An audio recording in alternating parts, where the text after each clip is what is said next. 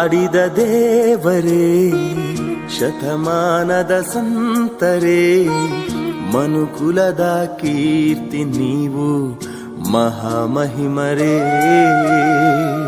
ಶಾಂತಿಯ ದೂತರೇ, ಸರಳತೆಯ ಶ್ರೇಷ್ಠರೇ, ನಿರಾಭಾರಿ ಗುರುವು ನೀವು ಜ್ಞಾನಯೋಗಿಯೇ. ಗುರುವೆ ನೀವೇ ನಮ್ಮ ಬೆಳಕು, ಅಮರ ಎಂದು ನಿಮ್ಮ ಬದುಕು.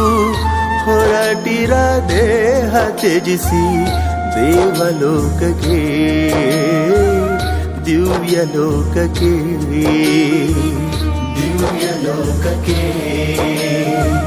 ದೇವಲೋಕಕ್ಕೆ.